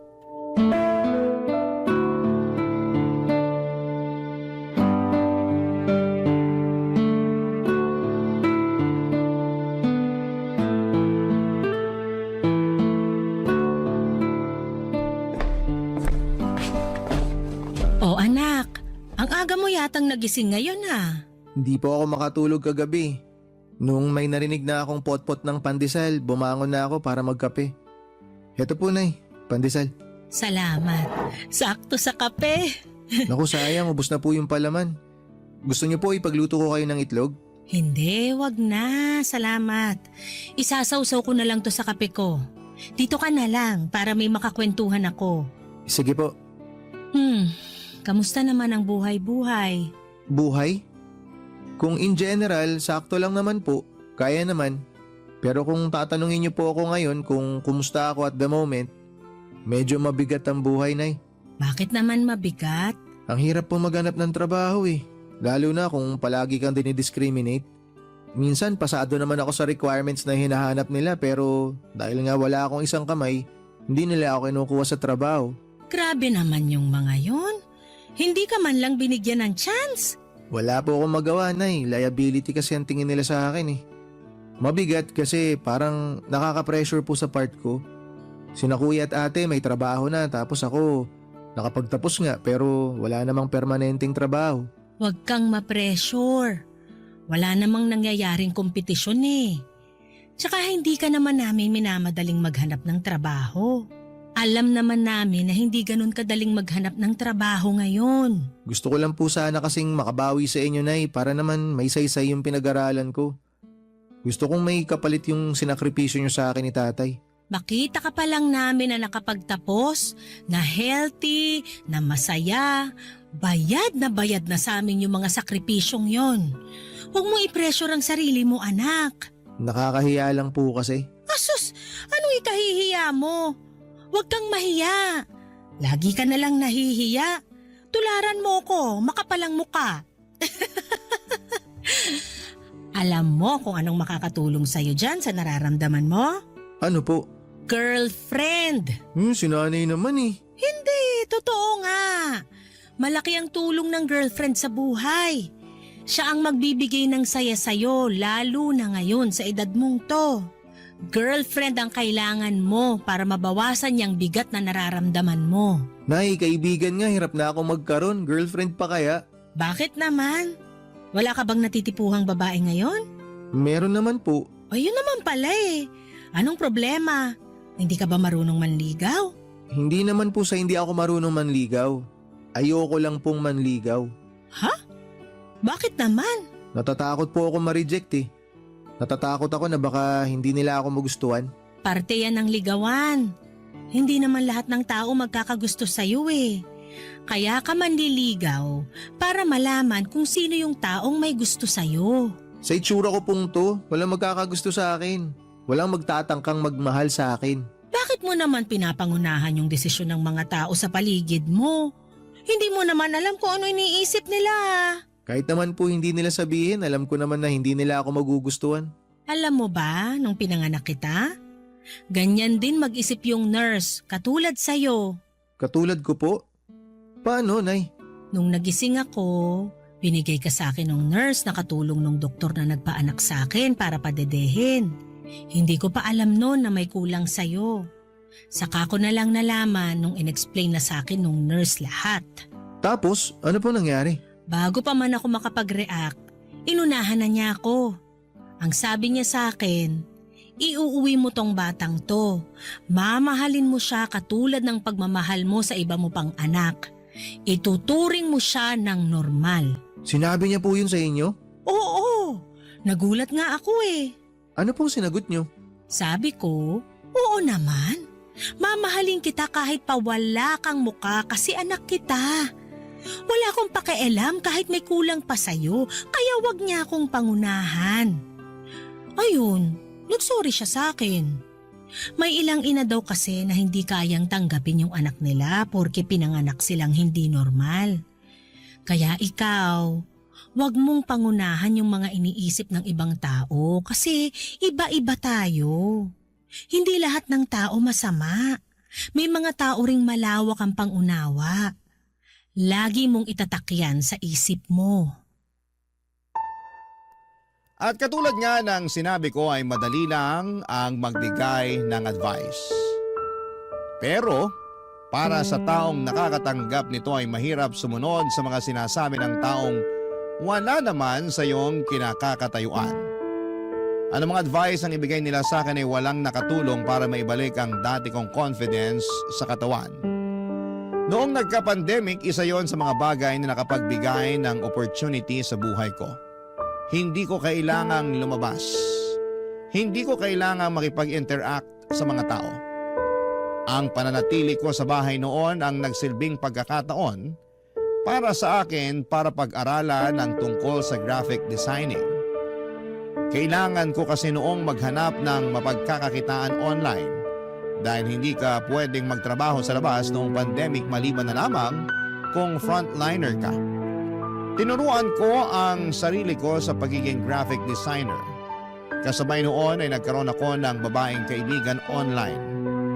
Naging close kami sa isa't isa, Papa Dudut. Pero dahil pareho kaming miyembro noon ng isang online forum, ay mas lalo kaming naging close. Mula siya sa Laguna na mabilis kong nakagaanan ng loob dahil pareho kami ng hilig. Hindi naglaon ay niligawan ko siya. Matapang ako noon dahil wala namang kaming ibang interaction maliban sa mga video calls at tawag sa cellphone.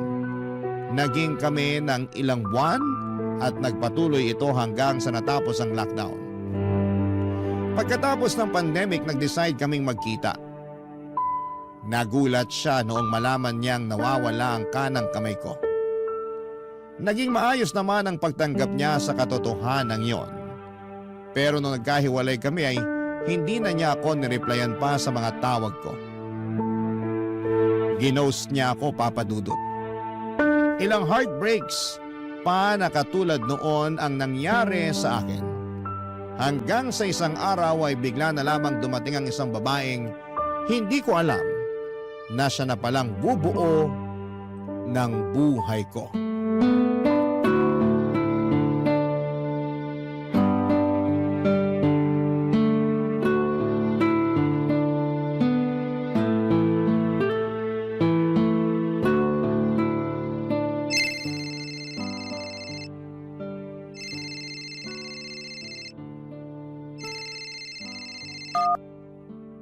Hello? Hello, good morning po. Si Tadeus po ba to, yung nag-layout? Ako nga po. Sino po sila? Ako si Cecil. Naghahanap po kasi ako ng layout artist. May kaibigan kasi ako na nag-recommend sa inyo. Binigay niya yung number mo sa akin. May ipapagawa po ba kayo?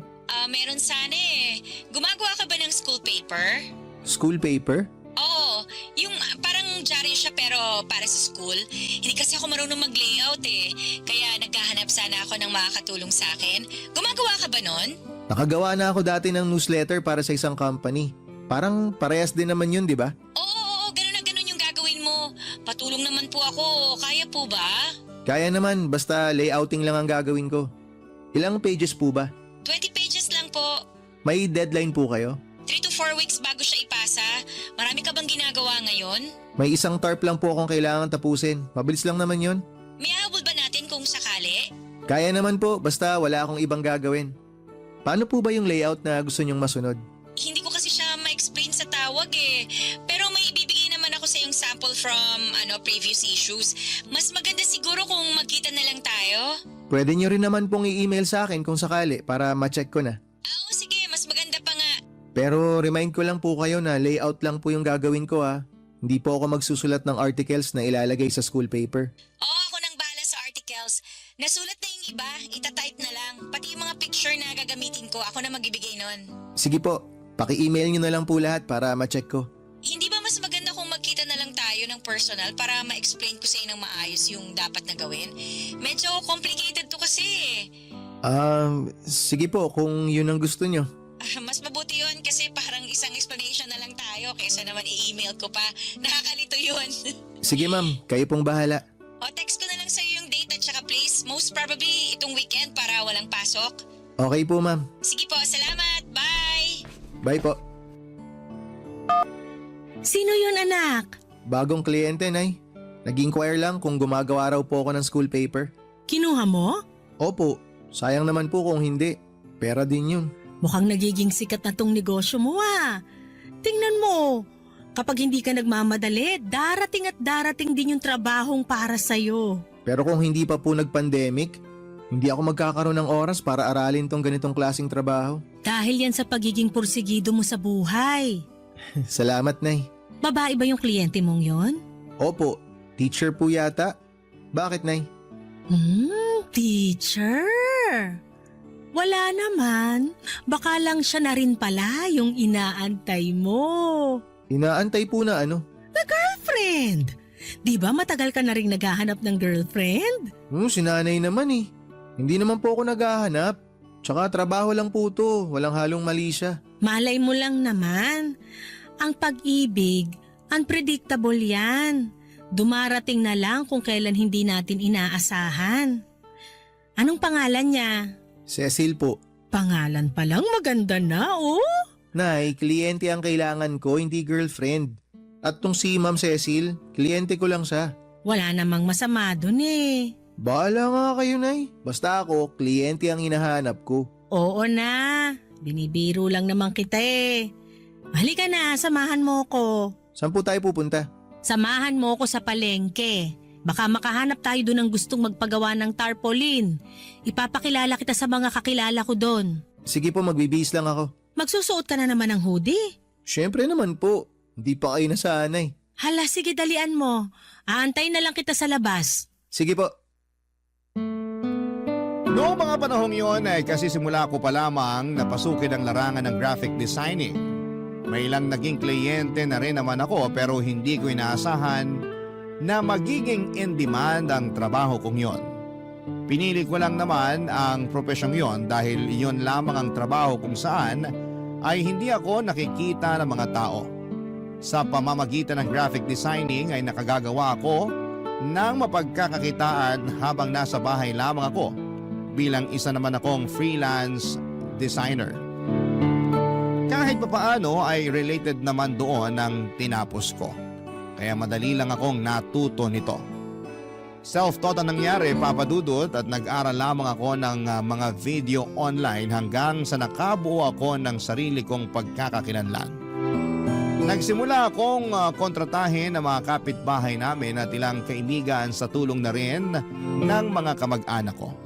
May mga nagpapagawa sa akin ng tarpaulin design, mga ads sa Facebook, at pati na rin mga video na pinopost ng mga content creator. Minsan ay nagle-layout din ako ng mga newsletter at website, lalo na para sa mga college students na nangangailangan ng tulong. Pinili ko ang maging graphic designer para magtago sa publiko. Pero hindi ko inaasahan na yun din pala ang magiging rason kung bakit makakahanap ako ng taong iibig sa akin. Isang bagay na hindi ko inaasahang mararanasan ko pa sa tanang buhay ko. Papa Dudut. Barangay Love Stories. Barangay Love Stories. Noong nakipagkita ako kay Cecil ay nagulat ako sa nakita ko. Kung gaano kaganda ang boses niya sa telepono ay ganoon din kaganda ang mukha nito. Bumagay ang malumanay nitong boses sa maamon niyang mukha. Nakabihis ito ng uniforme ng mga teacher at marami siyang dalang file cases na puno ng mga papel. Nung araw na yon ay napakarami namin na pag-usapan tungkol sa vision na gusto niyang gawin para sa school paper na ipapagawa niya sa akin. Ilalaban daw kasi nila ito sa isang school press conference. Kaya malaking pressure ito para sa kanya. Dahil karaniwang nananalo ang school nila sa mga ganong klase ng competition. At bilang first time na school paper advisor ay kailangan niyang magpatulong para masustain ang pagiging winner ng school paper nila. Papadudot noong time na yon ay wala ang focus ko sa pinag-uusapan namin.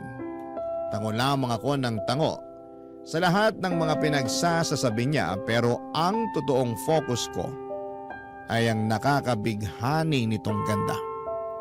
Para siyang manika at ang mga mata niya ay nakaka-hypnotize. Nabudol nga ako dahil noong pinag-usapan na namin ang tungkol sa professional fee ko ay sobrang baba ng rate na ibinigay ko sa kanya. Saka ko na lang po ito na-realize nung nakauwi na ako ng bahay. Pero para sa akin ay okay lang din naman yon, Papa Dudut. Sa mga sumunod na linggo ay palagi akong binibisita ni Cecil para i-check ang ginagawa kong school paper nila, Papa Dudut.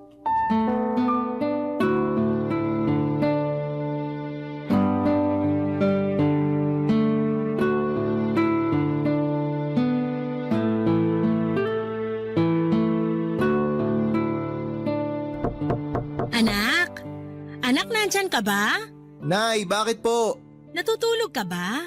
Anong ginagawa mo? Nagtatrabaho po ako ngayon. Bakit po? Sakto, may bisita ka. Si Ma'am Cecil. Titingnan daw niya yung pinagawa niyang school paper. Sandali lang po. Lalabas na ako. Nasa sala siya, pinapasok ko na. Hindi mo naman sinabi, ang ganda pala nung Ma'am Cecil na yun. Oh, Nay, magsisimula na naman kayo. Sinabi ko lang naman na maganda siya eh. Hala, sige na, puntahan mo na siya ron. Okay po. Hello po, ma'am. Hello, good morning. Masyado ba ako maaga? Hindi ba kita naabala? Hindi naman po.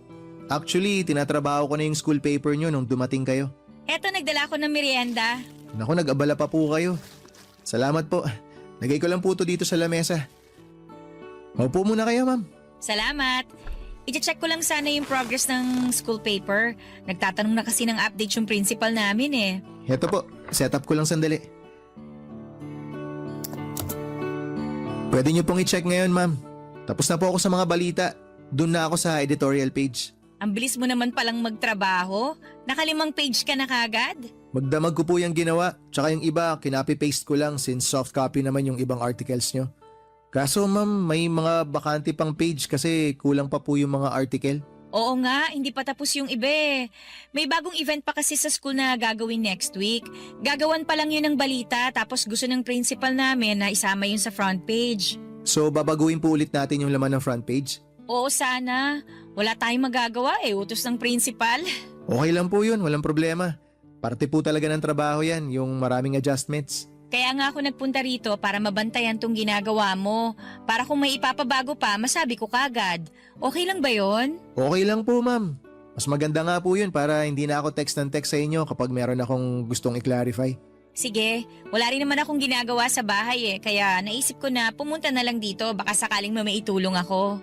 Kompleto naman na po to, di ba ma'am? Oo, final na yan. Wala nang papalitan dyan. Ma'am, kayo po ba nagsulat ng mga to? Yung iba ako, yung ilan naman dyan, mga estudyante ang gumawa. Pinroofread ko na lang. Ang gaganda po ng gawa nyo. Ay, talaga ba? First time ko lang magsulat ng mga ganyan eh. Bagong teacher lang po ba kayo? Oo, kakapasa ko lang last year tapos this school year lang ako nakapagsimula na magtrabaho. Tapos, inatang na agad sa inyo tong ganitong trabaho? Oo nga eh, medyo matanda na rin kasi yung school paper advisor na pinalitan ko. Malapit na siya mag-retire kaya nag-request siya na ipasa na sa mas bata yung trabaho niya. Eh ako yung pinakabatang teacher sa amin kaya sa akin napunta to. Pero wala pa po talaga kayong experience sa paggawa ng ganito, ma'am? Wala pa, although nung nag-aaral pa ako, part na rin naman ako ng school press kaya may konting alam na ako kahit papano. Binasa ko nga po yung sinulat nyo. Magaganda po. Talaga? Wala yung halong bola ha? Naku ma'am, seryoso po, walang halong bola yun. Isa yun sa dahilan kung bakit medyo natatagalan ako sa pagtatype kasi binabasa ko yung mga sinusulat nyo. Malaman po tsaka halatang galing sa puso. Lalo na yung tungkol sa kawalan ng suporta sa mga teacher. Ang dami nyo pong punto na naibigay dun. Based din kasi sa experience kaya madali lang isulat. Teacher din kasi dati yung mama ko, kaya alam na alam ko na kung anong buhay ng mga teacher dito sa Pinas. Bakit po pagtuturo ang kinuha nyo kung alam nyo naman po pala na mahirap magturo dito sa atin? Yun din kasi yung passion ko Umaasa na lang ako na sa mga susunod na taon may magbabago na rin. Sa bagay, mukhang priority na rin naman nila ngayon ng mga teacher Sana nga totohanin nila yung mga pangako nila, hindi puro salita lang. Ikaw naman, matagal ka na bang graphic designer?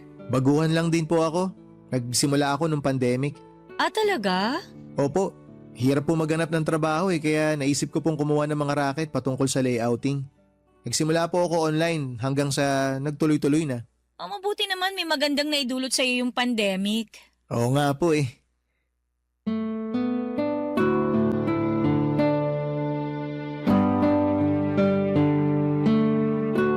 Papadudot habang papalapit ang laban nila Cecil ay halos araw-araw na akong pinupuntahan noon ni Cecil sa bahay para i-check ang progress ng school paper nila.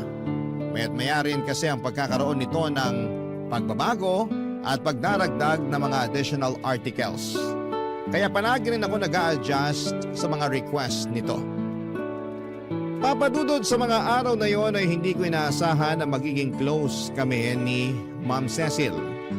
Napaka-welcoming ng aura nito na para bang wala siyang daladalang panghuhusga. Kapag kasama ko siya ay hindi ako nakakaramdam ng takot o pagkahiya.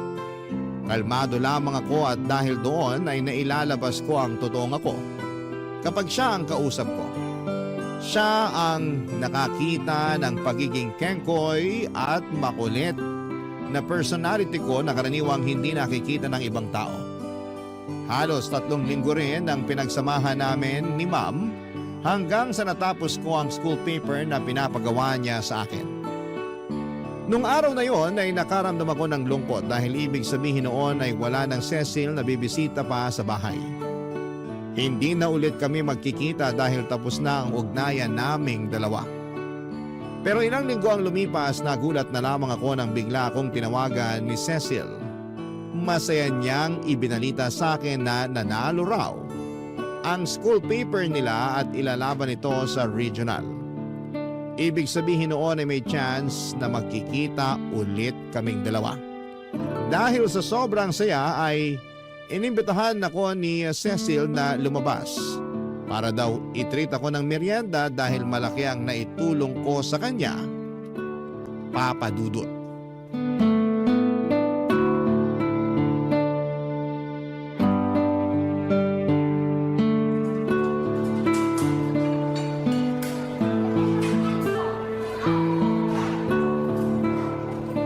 Salamat po pala ma'am sa pag-imbita nyo sa akin dito. Wala yun. Matagal na talaga sana kitang gustong i-invite na kumain sa labas. Kasi malaki talaga yung naitulong mo sa akin Returning the favor, kumbaga. Hindi nyo naman na po kailangan gawin yun ma'am kasi ginawa ko lang naman po yung trabaho ko. Oo naman, pero may effort at concern yung ginawa mong trabaho Hindi lang basta makapag-layout yung ginawa mo. Tumulong ka ring magbigay ng inputs at suggestions. Laking tulong nun kaya tayo nanalo sa school paper. Congratulations po pala. Salamat. Ano po pala yung sinalihan nyo? Para saan po ba yun? Yearly kasi, nagkakaroon ng competition for journalism ang DepEd. Naglalaban-laban yung mga bata sa pagsusulat ng balita, sports news, editorial at kung ano-ano pa. Naalala ko nga may ganyan din sa amin noon. Sumali ka rin ba nung bata ka? Hindi po. Hindi naman po ako matalino para sa mga ganyang bagay. Pero hindi pa yun ang end ng competition kasi may next level pa. After ng division, meron pang regional competition. Talaga po? May regional pa? Oo, ang mangyayari niyan, magtatapat-tapat lahat ng nanalo sa isang region. Kung sinong mananalo, yun ang ilalaban nila para naman sa nationals. Ganun pala yun. Kaya mag-ready ka kasi panigurado maraming adjustments ulit ang gagawin sa school paper natin. Basta PM nyo lang po ako. Anytime naman ma'am, available ako. Matagal pa naman yun kaya may time ka pang kumuha ng ibang clients mo.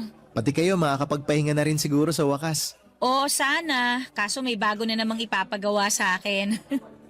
Alam mo naman kapag teacher, hindi naubusan ng trabaho. Akala ko naman makakapagpahinga na kayo, ma'am. Sanay na ako. Ito yung pinasok kong profesyon kaya ganitong buhay na rin ang inaasahan ko. Sanayan lang po talaga, no? Totoo. Ay, may tanong pala ako sa'yo. Ano po yun? Huwag ka sana ma-offend ha. Noon ko pa kasi napansin. Naiya lang ako magtanong pero ano nangyari dyan sa isang kamay mo? Ah, ito po ba? Ipinanganak na po akong ganito. Birth defect. Pagkasilang ko po, wala na talaga akong kamay. Oh, ganun ba? Ang hirap siguro niya nung bata ka pa, no? Hindi naman po naging mahirap, ma'am. Ang maganda po dito, ganito na po ako nung isinilang kaya naging parte na rin siya ng paglaki ko, tong kapansanan ko. Hindi na po ako nahirapang mag-adjust kasi nung bata ako, natutunan ko naman po agad kung paano gumalaw ng isa lang po ang kamay. Kung sa bagay, tama ka naman. Pero ang naging mahirap po para sa akin noon, nung na-realize ko na iba po pala ako kumpara sa mga normal na tao. Dito po kasi sa Pilipinas, kapag kakaiba ka, katawa-tawa ka eh. Nabully ka ba noon? Sobra po. Araw-araw. Kapag meron silang pagkakataon, lagi akong iniinsulto. Lagi nila akong pinagtatawanan. Oh, grabe. Pero wala na po sa akin yun, ma'am. Napatawad ko na rin naman sila. Mga bata pa kasi kami noon eh, kaya di pa marunong mag-isip ng matino. Eh ngayon ba, wala na bang nambubuli sa'yo? Wala na pong makakabuli sa akin kasi hindi na po ako masyado nagpapakita sa tao eh. Hindi ka naman mabubuli kung hindi ka magpapabuli kaya ang ginawa ko, nagtago na lang po ako. Nakakalungkot naman. Dapat hindi ka magtago. Dapat nga maging proud ka. Kasi sa kabila ng lahat, napakatalentado mong tao. Eh ma'am, aanuhin ko naman po yung talento kung ang unang napapansin sa akin ay yung kapansanan ko. No-offend ka pa rin ba kapag pinapansin ng iba yung kapansanan mo? Siyempre naman po. Ah, alam ko na kung bakit. Sige po ma'am, bakit nga po ba? Kasi, ikaw mismo ang bumubuli sa sarili mo. Ikaw mismo yung nag-iisip na hindi ka magaling dahil lang sa iisa yung kamay mo. Yung mindset mo ba, hindi ka worth it kasi hindi ka buo. Ikaw yung pinakaunang bully ng sarili mo. Ay, siguro nga po tama kayo. Ang totoo niyan, hindi ko rin tanggap tong sarili ko eh. Lagi kong tinatanong ang sarili ko kung bakit ako ganito. Tingnan mo ako. Kita mo tang sungki-sungki kong ngipin? Kinakaya ko rin to noon. Binubuli ako kasi iba-iba raw yung direksyon ng ngipin ko. Pero pagtanda ko, natutunan ko rin tanggapin tong ngipin ko. Ba't ko ikakahiya, di ba? O ngayon, ngiti lang ako ng ngiti. Kiber kung sungki-sungki ngipin ko. Wala naman sila magagawa dun eh. Di ba? Sobrang ganda niyo pa rin ma'am kahit nga sungki yung ngipin niyo eh. Exactly! Ikaw rin, cute ka rin, kahit paanong pagkukulang ang meron sa'yo. Talentado, mabait, magalang, madiskarte. Aba, lahat ng katangian na yun, kayang-kayang tabunan yung kawalan mo ng kamay. Pagkatapos ng araw na yon ay inad ako ni Ma'am sa Facebook para mas maging mabilis daw ang pag-contact nito sa akin kapag nangangailangan ulit siya ng graphic designer. Isa pa ay kailangan pa nilang ilaban ang school paper nila sa next level kaya marami pa silang kailangang palitan at ayusin. Sa pamamagitan noon ay mas lumalim pa ang pagkakaibigan namin ni Cecil hanggang sa na-realize kong nahuhulog na ang loob ko sa kanya. Lakas loob akong nag-confess ng pagkagusto ko sa kanya, Papa Dudut. At nagulat ako noong tinanggap niya ako nang walang pag-aalinlangan. Niligawan ko siya ng ilang buwan at sa unang pagkakataon ay may isang babaeng sumagot sa akin. Tinanggap ako ni Cecil kahit na hindi ako buo. Minahal niya ako kahit na hindi ako kumpleto. Siya ang taong bumuo sa nawawalang piraso ng buhay ko. Si Cecil ang isang taong naging rason kung bakit tanumbalik ang saya at sigla ng buhay ko. Dahil kay Cecil ay bumalik ang confidence ko sa sarili ko na matagal ko nang binitawan. Sa unang pagkakataon ay naging proud ako sa sarili ko. Tinanggap ko ng buo ang kapansanan ko at hindi ko na itinago ang kakulangan ko. Noong time na yon, Papa Dudut, ay itinigil ko na ang paggamit ng hoodie na naging simbolo ng kahihiyan ko dahil sa birth defect na ibinigay sa akin. Papadudot mahirap buuin ang kumpiyansa sa sarili lalo na kung paulit-ulit na ipinamumukha sa iyo ng mga tao ang mga bagay na wala ka. Pero minsan ay may darating sa buhay natin. Natutulong sa ating bumangon at lumaban. Para sa akin ay si Cecil yon na hanggang ngayon ay patuloy ang pagmamahal at pagtanggap sa isang tulad ko. Isang taon na po kaming magkasintahan at ang relasyon at patuloy pa kaming gumagawa ng mga bagong alaala. Dito na po nagtatapos ang kwento ko. Muli, Happy Valentine's Day po sa inyong lahat at sana po ay masaya kayo sa araw na ito. Ang inyong forever kapuso at kabarangay. Happy Valentine's Day po sa inyong lahat. Tadeus.